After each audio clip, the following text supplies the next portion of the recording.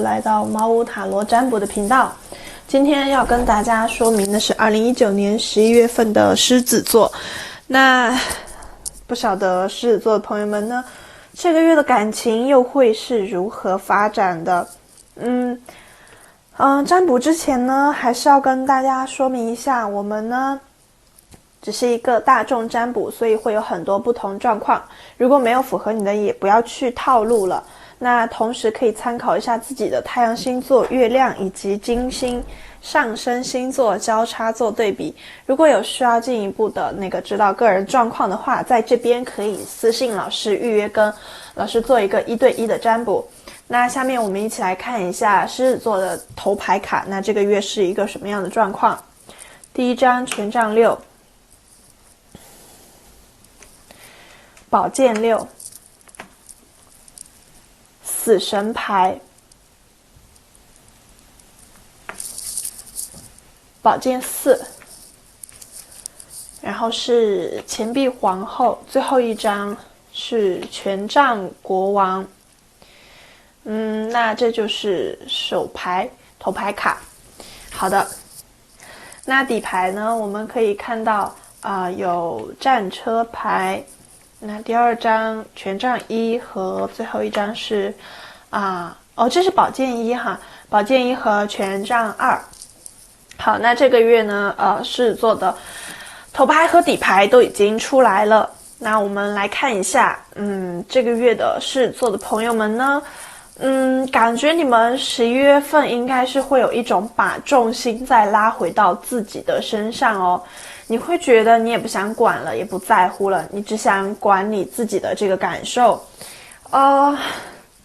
你们这个匹配的对象有可能是火象星座的白羊、狮子，也有可能是风象星座的这个水瓶啊、天秤啊，或者是双子这些。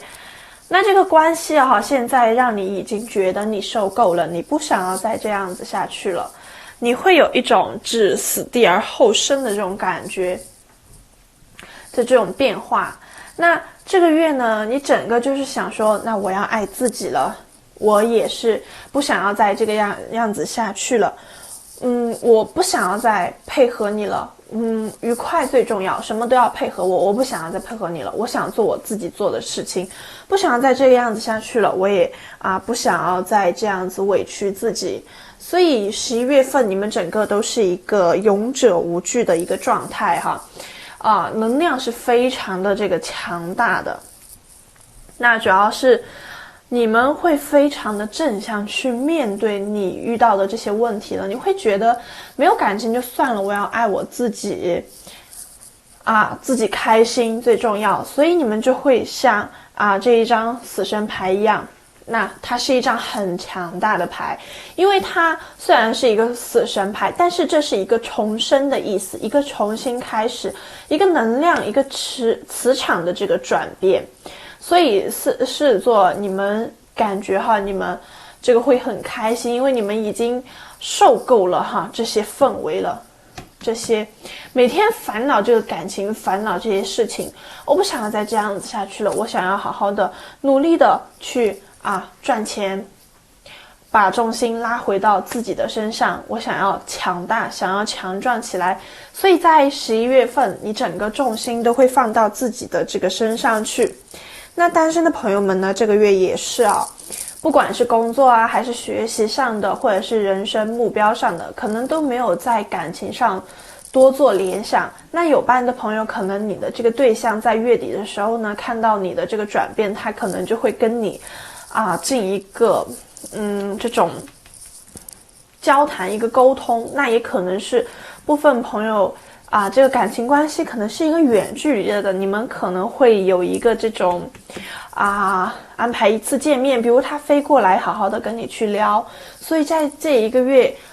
靠近月底的时候，11月月底的时候，你们呢会因为这个磁场的转变，让你们关系变得正向了，变好了。因为你要的是一个有未来的，而不是一个停滞不前的这个感情状况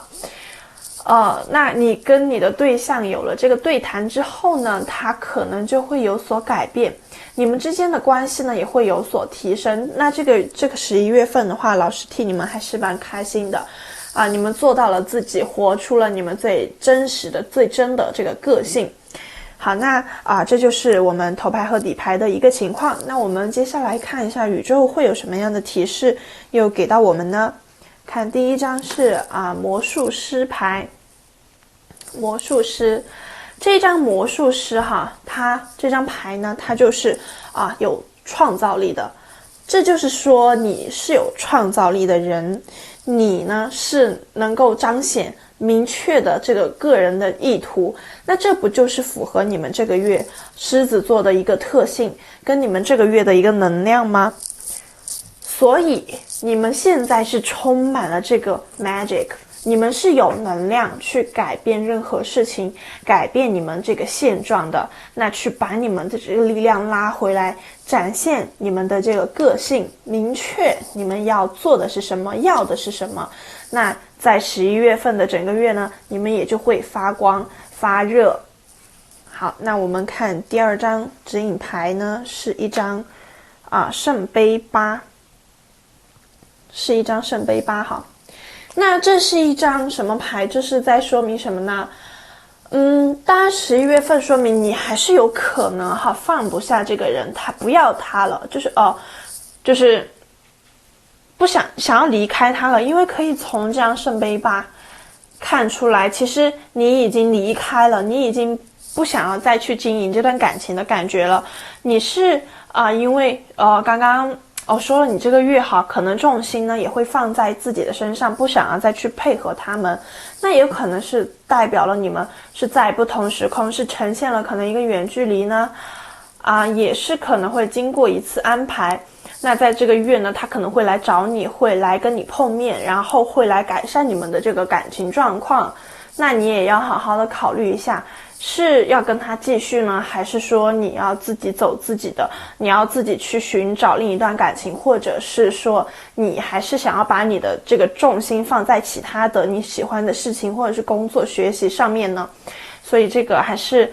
要好好考虑哦。好，那这两张提示牌也就是这个结果了。那这个月今天的占卜呢，狮子座的占卜到这里也就结束了。还是说如果你有什么问题的话，可以直接私信我。